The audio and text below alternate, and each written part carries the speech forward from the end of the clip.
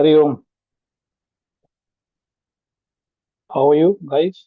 Yeah, fine. Good. Thank you. Yourself? Yeah, very well. Thank you. Good, good, good. So let us start. People will join. Yeah.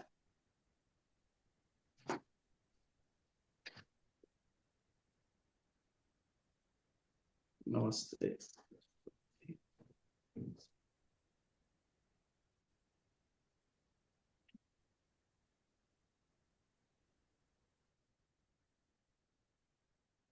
Om Vakrtunda Mahakaya Suryakoటి Samaprabha Nirvignam Kuru Me Deva Sarvakareshu Sarvada Vasudeva Sutam Devam Kansa Charuda Mardinam Devaki Paramanandam Krishnam Vande Jagat Gurum Samasta Jana Kalyane निरतं करुणामयं Namami चिन्मयं देवं सद्गुरुं ब्रह्मविद्वरम् ॐ सहनावतु सहनौ भुनक्तु सह वीर्यं करवावहै तेजस्विनावधीतमस्तु मा विद्विषावहै ॐ शान्तिः शान्तिः शान्तिः.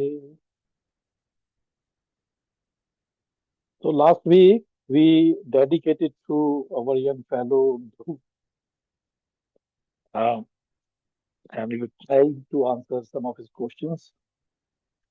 But prior to last Sunday, the previous Sunday, we started reading the introduction of Gita, and we came up to page 12,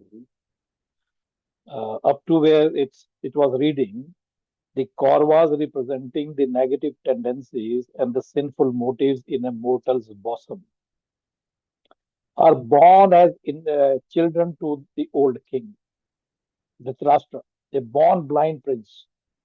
He was wedded to Gandhari, who had voluntarily blinded herself to putting bandage over her eyes. So commentators are tempted to see in this a very appropriate significance. The mind is born blind. So mind is born blind to the truth. And when it is wedded to an intellect which has already assumed the blindness, the negative instincts yoked with low motives can only beget 100 criminalities and sins. So Dhruv is entering.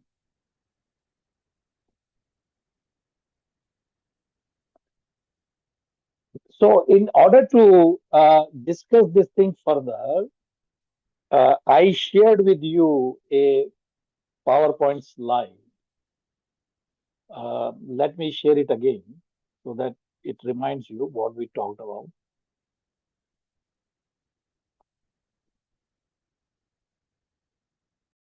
So this was the uh, concept which I was saying to you guys that before we commence our journey into Gita study, we must understand something fundamental.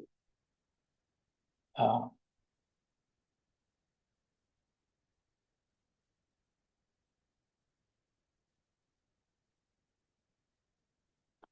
so this slide basically is a map of our internal system, so to speak, which is basically responsible for all our experiences that we have in the world outside. So, understanding this map or model or diagram, call it whatever you want to call it. So, it basically helps us to understand how my present understanding about who I am is created. My belief system, my idea about who I am, which is very different to my real nature, according to Vedanta. Vedanta says that you are not what you think. So there is a real a personality which is pure, perfect, and taintless. So that real personality is pure, perfect, and taintless. That personality is given a name or a title, and that name is Om. And because this Om is very the subtlest of the entities, hence it is not available to my sense organs, meaning I cannot understand it with the faculties which are available to me, which is my sense organs and my mind. With these things, I cannot understand my real nature. Hence, I have no option but to believe what my sharir man buddhi, meaning what my body, mind, and intellect, through its various experiences, the interpretation of the experiences, all the perceptions that I gain through my sense organs. So, my understanding basically is a collective notion that I deduce from this collective perceptions. So I tend to believe, or I think what I am. So my idea of who I am basically is with reference to the body that I have, the Sharir Man Buddhi. So that is my idea of who I am. So what Vedanta is saying is that you are not what you think, and all our sufferings that we go through in life, all these sufferings are caused mainly because of this miscomprehension. So what is the miscomprehension? Though my real personality, so I am in my real essence, my real personality is pure, perfect, and taintless.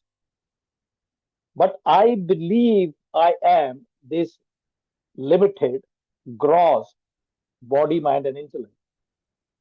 And hence is the cause. So this misapprehension or miscomprehension is the cause of all the pain and suffering that I go through in my life. And these pains and suffering are the fundamental cause or impediment in my growth or in my ability to apprehend my real nature. And what Vedanta also claims and establishes, not just claims, establishes as well, that the moment you develop this ability by training your body and mind in such a manner that with meditative and contemplative abilities, you can experience, you can't see it objectively, but you can subjectively experience your real nature. And when you objectively experience your real nature with regular and constant practice over a period of time, you can shift your identification, which is currently with your body, mind, and intellect. You can shift this identification from this gross identity to this subtlest of all identity. It is possible. Millions of people have done it. Other millions are still doing it. So you and I have all the possibilities under the sun that if we put our mind to it, we too can apprehend it. And what Vedanta is claiming that if as soon as you begin to and identify with this real nature of yours, that all the pains and sufferings and problems that you are currently experiencing, they will disappear from your life like a mist. You know, when you're driving and there's a differential between the temperatures inside and the outside of the car, often you find that your car gets a lot of mist and you're not able to see through it. And as soon as you turn on your fan, the heated fan, this mist disappears like that. This is how exactly our ignorance will disappear and we will be able to apprehend and subjectively experience my real nature. That's how it happens. So there would be no big bang and there would be no kind of thundering up in the sky. Nothing will happen of that sort. You will slowly glide into this new state of consciousness. It's a consciousness. Right now, I'm conscious of my body as my real personality. When you work towards realizing your own real nature, and when you come to that avastha, that point in your journey towards it, you will smoothly glide into new consciousness. And thereafter, nothing will change in the external world. The world will remain as it is right now. But your perspective with which you look and engage with the world outside, that perspective will change. And how does this perspective, just to give you an analogy for you to understand what I'm talking about, let us assume in our present life, the way we experience the world outside, which is full of stress, tension, problems, and pain and suffering. So let us say you are experiencing the world in this negative manner because you have got a shades on your eyes. It's not a literal shades, it's the shades as though you have shades on your eyes, as though, not literally. So when you see the world with the shades on your eyes, this shade will give the color to the world, and you will experience the world with that tainted in that color. So that tainted vision, because of this shades on my eyes, becomes my reality. Why it is my reality? Because I am not aware of these shades on my mental eye. I can't see that shade or that layer or filter on my mental eye. But when I see through and engage with the world outside, so word appears to me in a different paint. And I believe that nature of the external world to be reality. Because this is how you have experienced the external world all your life. So self-realization, or the process of self-realization through gamut of our spiritual sadhanas, all these Bahiranga sadhana that we do, puja, part, bhakti, mandir, tirth yatra, and all these activities, fasting and yajna, and whole lot of these things which are prescribed in Hindu way, all these prescriptions are designed to help you and I to train my mind in such a way that it is able to apprehend my real nature. So right now, my mind is all agitated and wondering and keep running out all the time, and I don't seem to have any control over it. So in order to contemplate on my real nature, the first requirement or first shift that is needed in me is an ability to keep my mind focused and concentrated. That is the first skill and ability. And all these ritualistic activities which are prescribed and people follow them in their daily lives, though that's a different issue altogether. I have no clue what I'm doing. I have no clue as to why I do. That's a different question altogether. But prescription of these activities, what we call is a religious practice. All these religious practices are designed to prepare that ground or environment, so to speak, for my mind to find that, uh, what do you call it? That, uh, you know, um, that fertile ground. So it is to prepare all these ritualistic activities, puja, part, upasana, yajna, bhajan, kirtan, temple visit, tirth yatras, and whole host of things These things are prescribed so as to prepare that fertile ground for the mind to become confined and stop wandering in the world outside. That is the idea of these activities. These are called Bahirang Sadhana, external spiritual practices with a very specific purpose of preparing that fertile ground for my mind to become confined and gain some degree of control over it. Not total control yet, but some degree of control. Thereafter, once you gain some degree of control, that's when I will shift my attention, that I will start training my mind. And what I'm training my mind? I'm training my mind to do two things.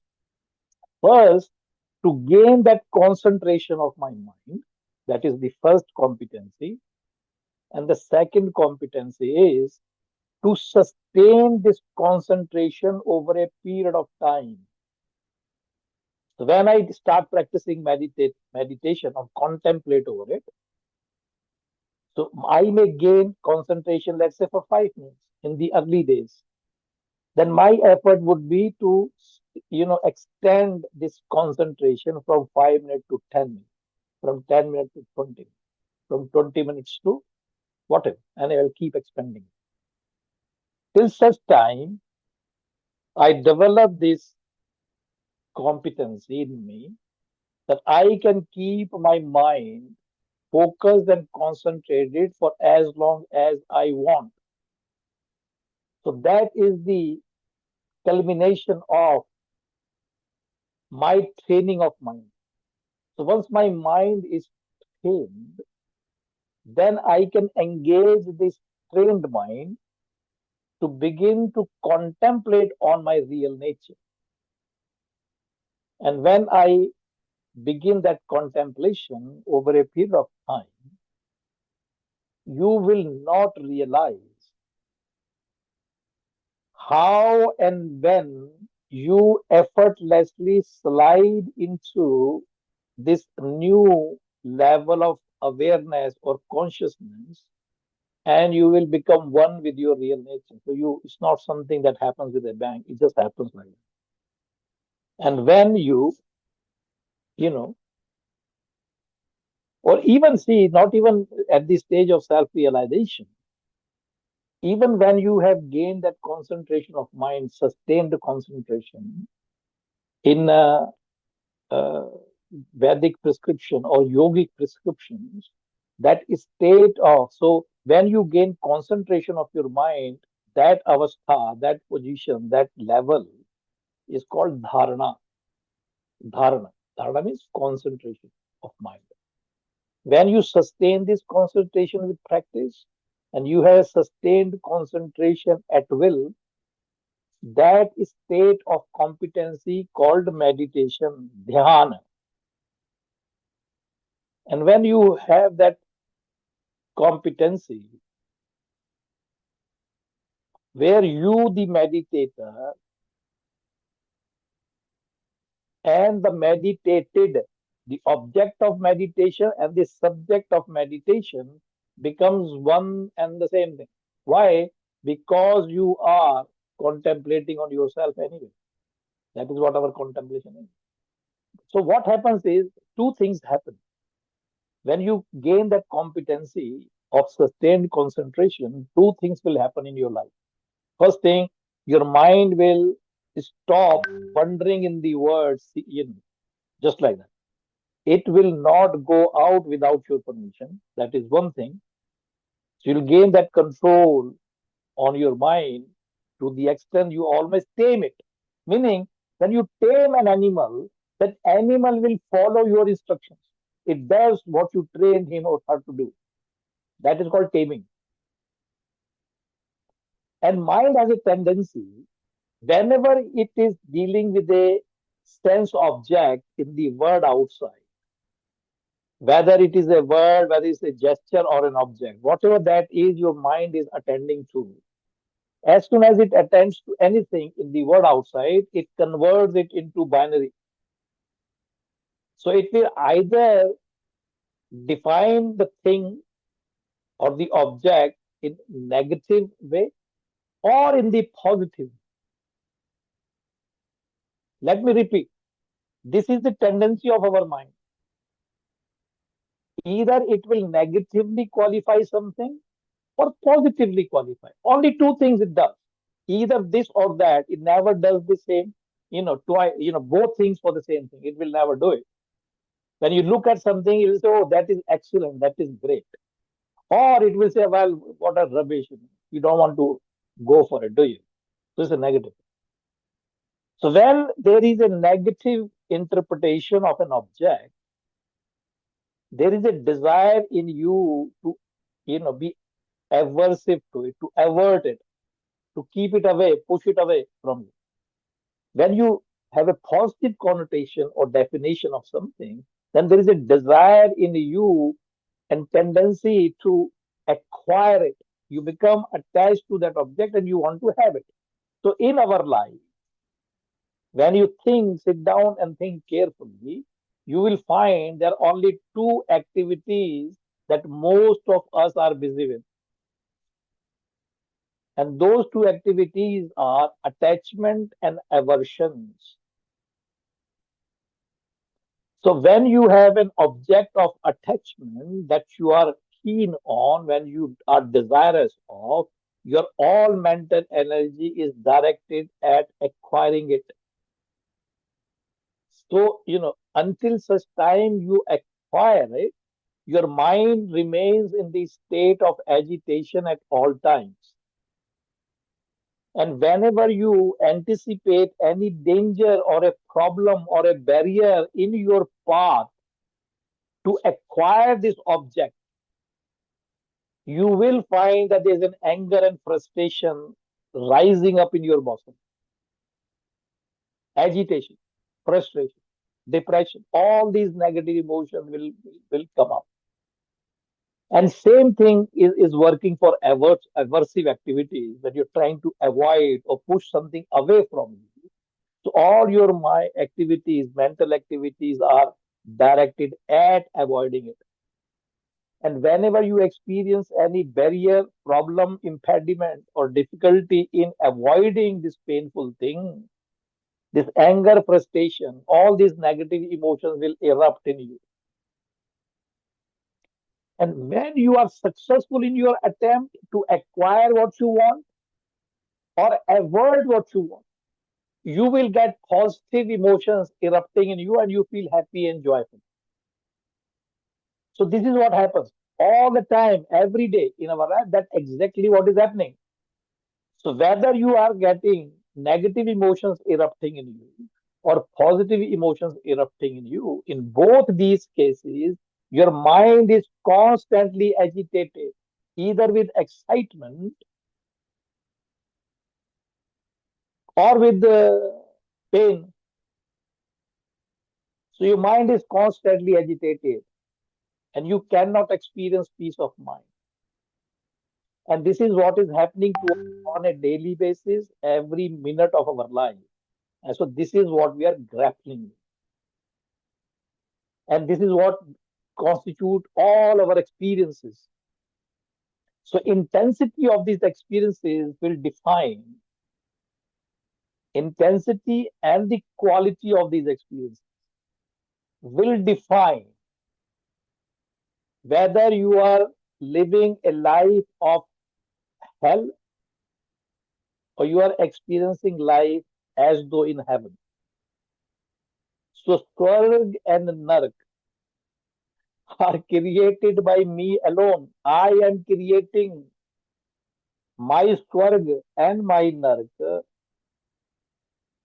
purely from this nature and function of my mind, which at this point in time I have no clue how it works. So the entire ritualistic format of religious practice are designed for you and I to gain this competency of controlling, training, and taming my mind so that I can stop my mind to work in this automated fashion and keep causing upheaval in me. So, with practice, when you gain this competency over your mind, two main benefits. Number one, your mind will not wander in the world outside without your permission. You have to allow your mind to go out and get attached with something. Otherwise, it will not do it. Second thing, it will cease to or stop defining things in binary, good or bad. It will not do it. It will give up that tendency. So when your mind does not split things into binary, there would be no corresponding emotions erupting in you. Okay? No emotions will erupt in you. So when there is no emotions erupting in you, as a consequence of it, there would be no desire in your mind. Desire either to acquire the object of your attachment or avert the object of your pain. So when there is no desire, no action comes forth. So as a result of it, your mind will become calm and serene. And as a result of it, you will experience peace in your mind. Your mind will be peaceful. Why? Because there is no agitation in it. There are no agitations, there are no temptations, there are not any anticipation going on in your mind. Mind, you must have heard the people say that your mind, there would be no thought in your mind. Well, that's not entirely true. Mind is a continuous flow of thought. So when you do not have this, desire prompted thought, that's what they mean. There's no desire in you to avoid something or acquire something. When there's no desire, so comparatively your mind is rather peaceful. And when the peaceful mind gains the competency or it sustains over a period of time, this sustained peace of mind is equal to happiness. I hope you understand. So let me stop here for a minute and then invite you to ask any questions that you might have. So far, all I have given you is a broader overview of the entire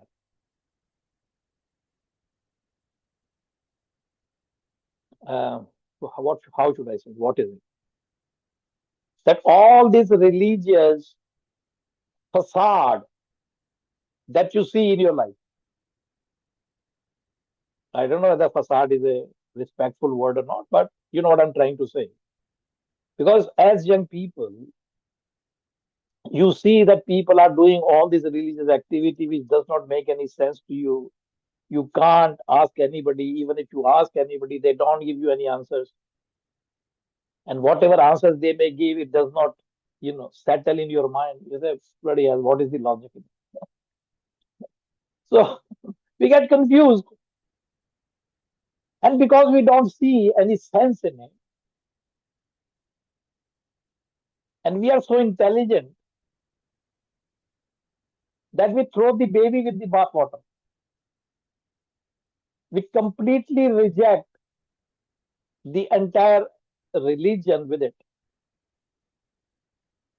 And it's nobody's fault. I keep saying it because when I talk like this, people think, oh, I've been accused of not knowing my religion. No, I'm not accusing anybody. It's nobody's fault. It has been happening for past few generations. People have stopped asking the question. People have stopped reading the scriptures. Why? Because they have lost the language. Education system does not teach the language of our scriptures. That is Sanskrit. So that is another dent. So now people have lost the ability to go into scriptures and read it. So now they become reliant upon other people who can explain it to them. So this multiple, so it's the multiple factors which has caused the decline in our religious practice. It's not a decline into Hinduism. The Hinduism has not experienced any decline. It is as it was thousands of years ago. It is my understanding of the religion and my practice which has really seen a sharp decline. Two things, my understanding and my practice has seen a sharp decline. We are almost become blinded. We just have sheepish behavior. So far as religious practices are concerned, we do these religious activity without any clue about what we are doing. We just do it. And when you ask people to explain or discuss or talk about and clarify, everybody has their own interpretation just in order to protect and justify what they do. Do you know what I mean? But we don't behave like that in our materialistic life. In our materialistic life, we are very logical. We are very scientific in our temperament.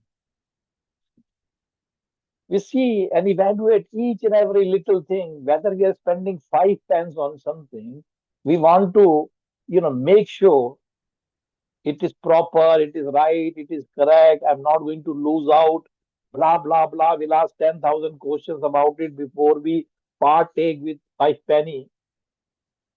Even to spend 5 penny, I would have at least 5 to 10 questions in my mind, unless I'm fully satisfied with what I'm paying it for.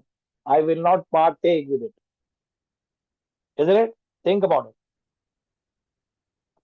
So when we are so logical and scientific in our temperament and so smart in the manner we conduct our materialistic life, why suddenly all these ability disappear like a mist when we are dealing with spiritual matters? Why don't we ask questions? What happens to us? I don't know. You know what I'm talking about? And see, we have killed that inquisitiveness in our youth. We are responsible for it. They are not. They are basically reacting and responding to this ignorance. And they're very interested people. They're really, really keen. They want to know it.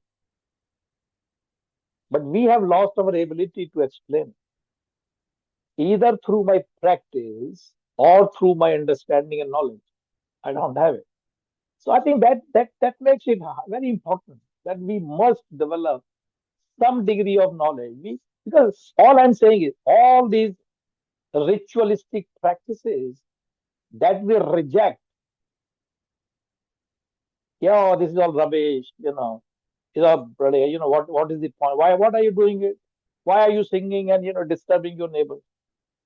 When people do katha kirtan and bhajan hat, at best you are doing it, you are disturbing not just the God, but the neighbors as well. Neighbor is getting frustrated, you are beating the drums and creating drama.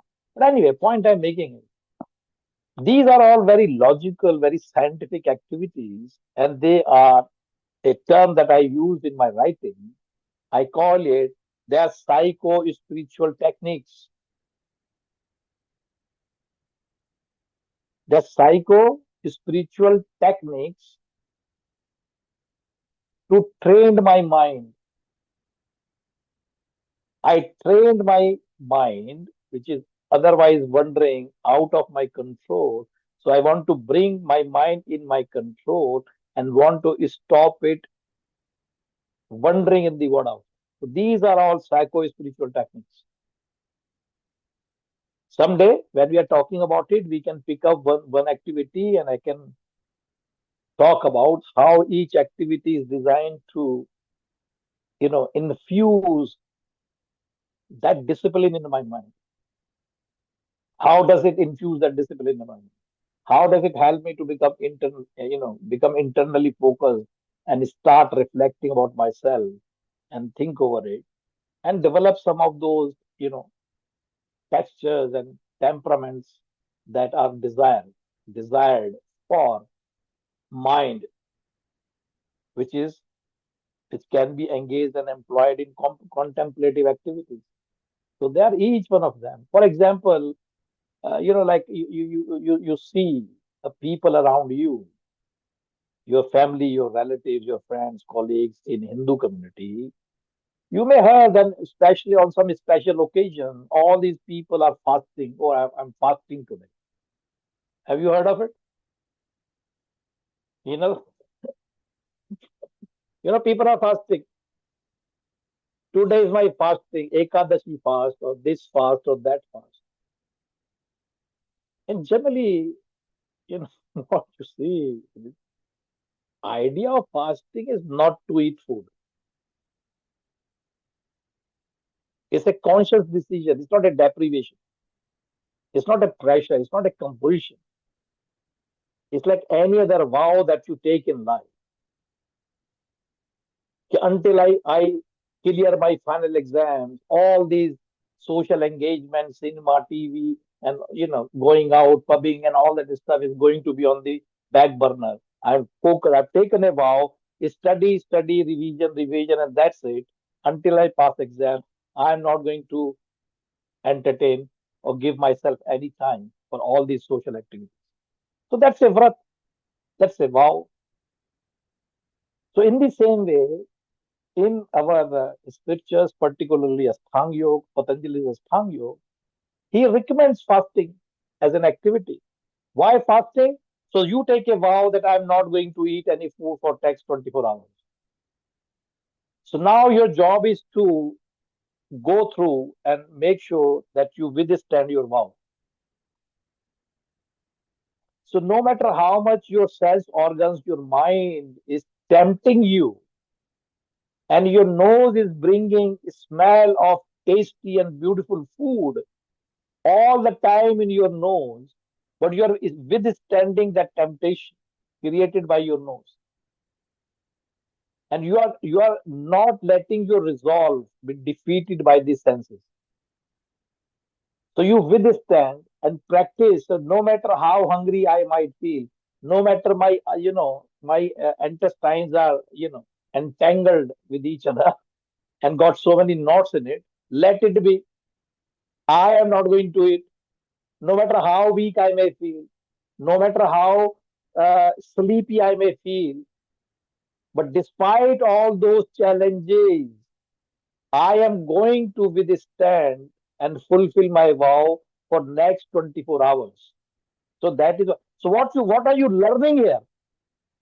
You are developing that resilience in you. You're developing that mental strength in you. You're developing that capacity to withstand pain, what you call it, pins and needles of life. These are the capacities you are building when you are fasting. So fasting is not to eat 4 times more food on that day. That's what people do. So they make all those beautiful dishes on the day of fasting. Then they normally don't eat.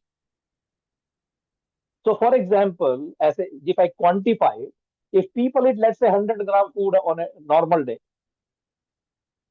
on a fasting day, they will eat half a kg. So whole idea is defeated. Idea of fasting is to develop that personality traits and capabilities and mental strength so that you can withstand all the pains and suffering that your sharir man buddhi is inflicting upon you.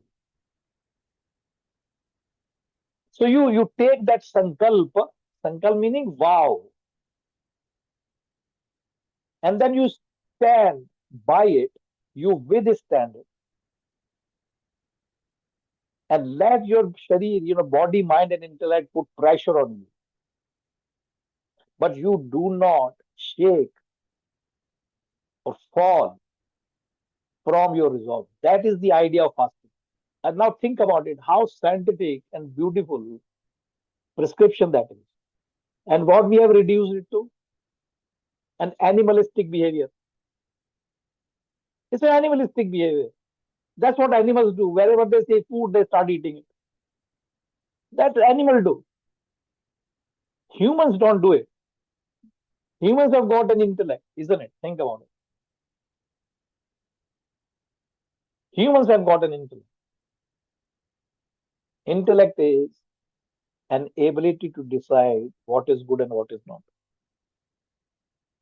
So we should be using our intellect to take wise decisions. So this is how we have distorted a scientific and logical practice which is designed for a higher purpose. We have reduced it to a enslavement of our senses. We become more enslaved. Today's practice is doing exactly opposite to what it is designed. तो इसको बोलते हैं blind practice. I am fasting for the sake of fasting. Just because I want to display and demonstrate my religiosity, how religious I am. To yourself as well as to your family and your community. Manar Bhai is very religious man. So that you can cover all your sins under this garb. All that corruption, rishwat, lying, deceiving, all that stuff that you do throughout the day, you are just putting this cover of religiosity or religious behavior that you pretend and display. Isn't it? Think about it. This is what it is. People step out of the temple and they start talking ill of the temple itself and the pujari and the trustee. These people are bloody crooks and these people are you just stepped out of temple. So they just go there for the sake of going there so that the entire community can watch you going to the temple. That is your agenda, unfortunately. So just because the practice of individual followers of a religious practice has gone down to the bottom level, manipulated, corrupted, and destroyed and deviated from its original agenda, there is nothing wrong with the religious, ritualistic activities. Activities are fine. Our understanding and our practice is corrupted and destroyed.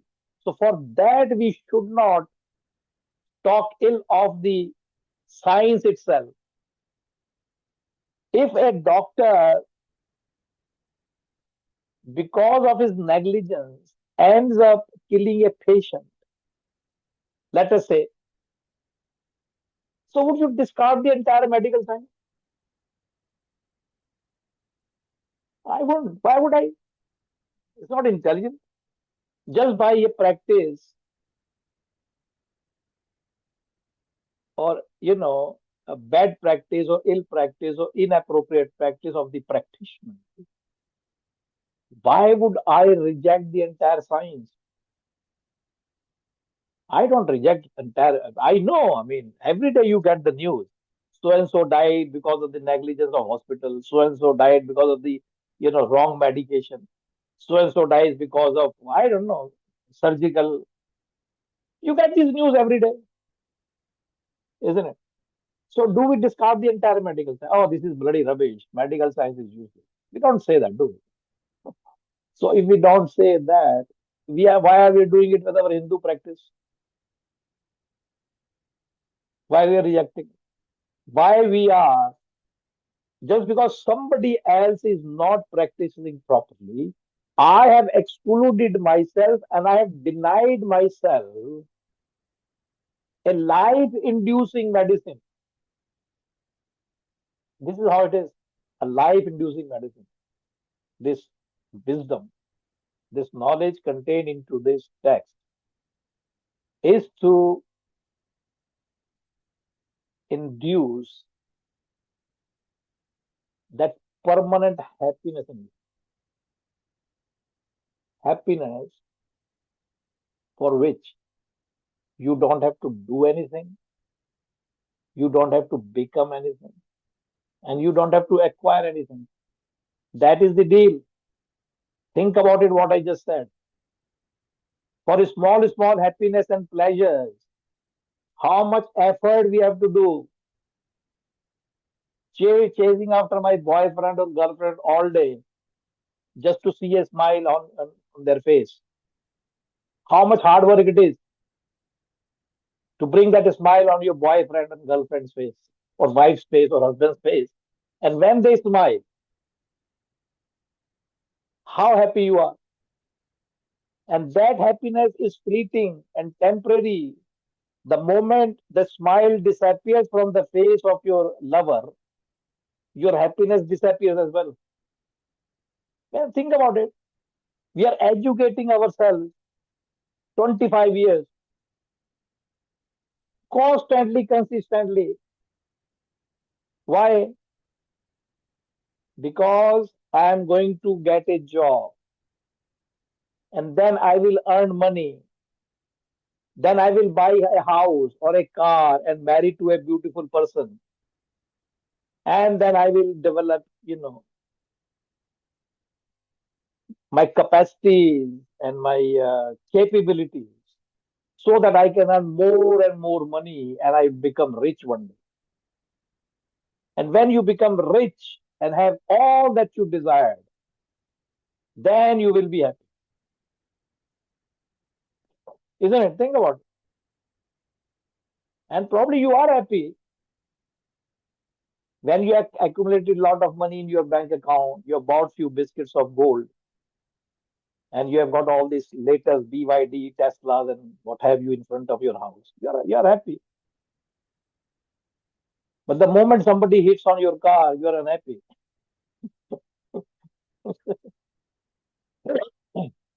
The moment your partner leaves you, you are unhappy. The moment somebody borrows some money from you and they don't return, you are unhappy. There are a million reasons why you are unhappy. So what religion is saying to you is, come to me. I will grant to you this happiness,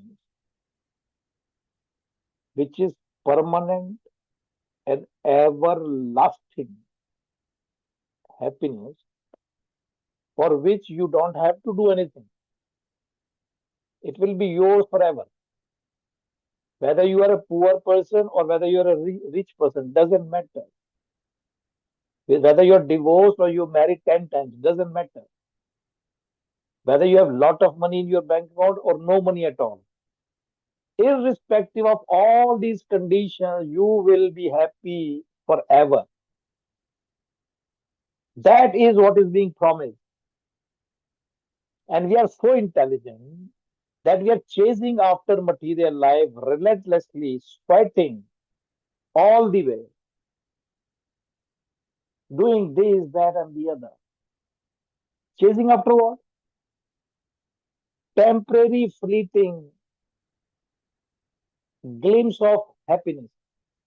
Glimpse, not the real stuff. The glimpse of happiness, even that itself is fleeting and limited. It comes and goes.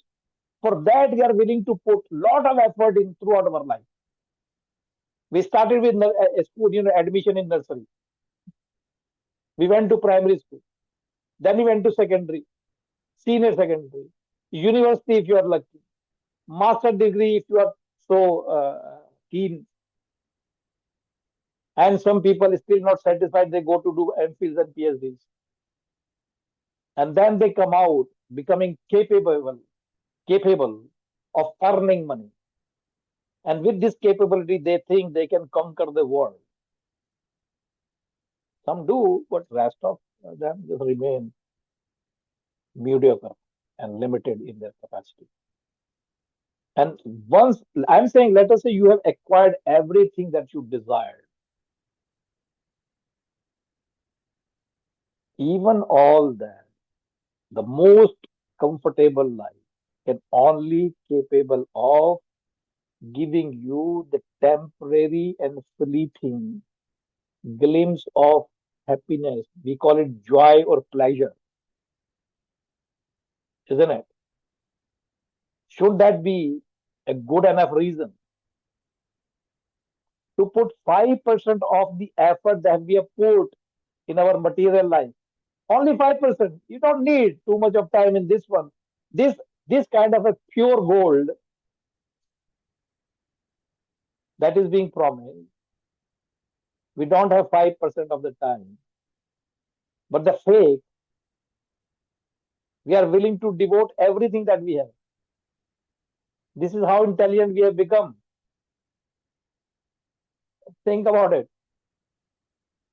Anyway, I hope, I think this paragraph that we started, this paragraph says, uh, oops, sorry. So here we were reading, uh, so that we remember where we stopped. So when upon the spiritual field of self-development within. So did you remember this first verse? It says, the first one which is going to come. In the first verse of Gita, it says, Dharam Kshetre Kurukshetre Samaveta Yuyusava Mamaka Pandavasteva Kim Kurtav Kim Kurvat Sanjay. So that is the first verse.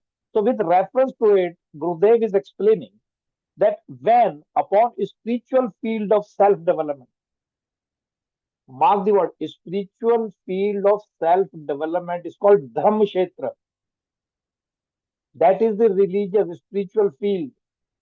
So this war of in the spiritual field,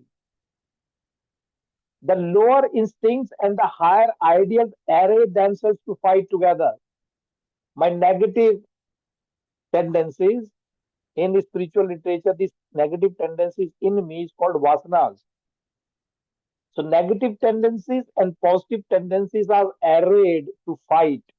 You know, this Mahabharat war, this Mahabharat war is fought in the spiritual field of self-development in me, under the guidance of his divine discriminative intellect. So Lord Krishna, who is holding the, or who's driving the chariot. So under his guidance, this war is being fought, takes himself to a point of no man's land between the two forces for the purpose of reviewing the enemy lines without identifying himself with the either of the good or the evil in him. At that moment of his introspective meditation, the egoistic entity comes to feel a morbid depression and feels generally incapacitated to undertake the great spiritual adventure of fighting his inner war. So this Mahabharat is the inner war. It's a dramatic and a philosophical presentation of the war which is being fought in myself every moment in my life. So this war is within me. So that's what it is talking.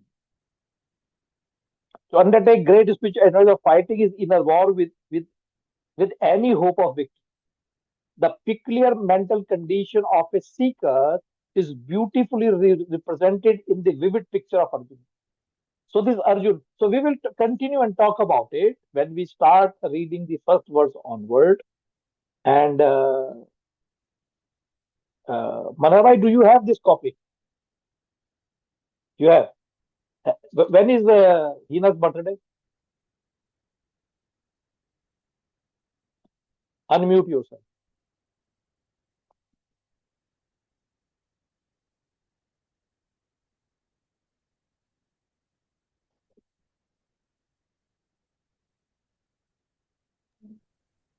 He has got one copy. She's got a I copy. have to. You have a copy. Good. Good. Yeah. If she doesn't have a copy, I was going to ask you to give her advance gift for her birthday. Right? Give her advance gift. If she Yeah. has, I'll give it to Hinal.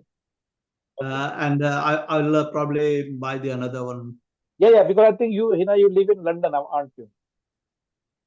Yeah, so you can Sorry. go to this Chinmaya Kirti. It is in Hendon. The place Yeah. called Hendon. So you can go Hendon. there and buy a copy. That's not a problem. Okay. So you can keep, because in Leicester, I don't think many copies are available. I see. Okay. So this girl, who is coming to see me in June, I've asked her to buy a few copies for people in Leicester. That would be fine. And I think Shilpa, when is Dhruv's birthday? Yeah, March. It's already gone. Just So for gone. next birthday, give him a present. In addition to other present that you may give him. Okay. True. Very true. Chalo, theek hai. So I'm going to terminate the session. Let us do our prayers and we'll.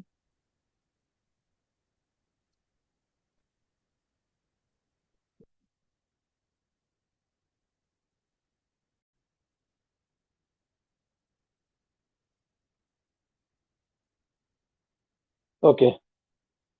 Close your eyes and just either repeat with your mics muted.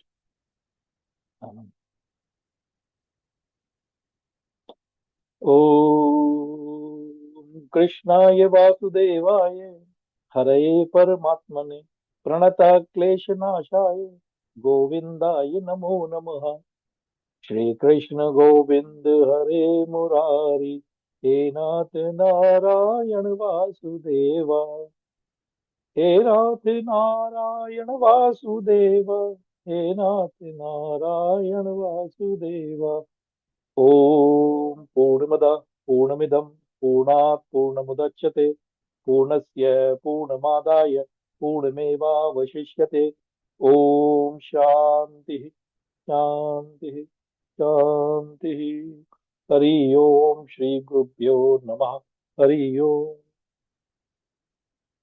Okay, thank you very much आप लोग for today, and enjoy your Sunday. It's a bright day outside. And Thank you very much. if you have a copy of the book, what I would suggest is whenever you find time, just try to read a page or two. Yeah. Once you read it, then obviously you will have some questions in your mind. So Yeah. these sessions, I don't want to just make them as a routine reading session. Right. Yeah. Okay. Idea is to help and clarify our understanding and develop that clarity in our mind. Idea is not to go through Gita. Idea is that Gita should go through us. Yeah. Isn't it? So that's the idea. Chaliye, all the very best. Have a nice day. I will see you next Sunday. Thank you. Bye, Dhruv, Shilpa. Thank you so much. Namaste. Namaste. Thank you. Bye.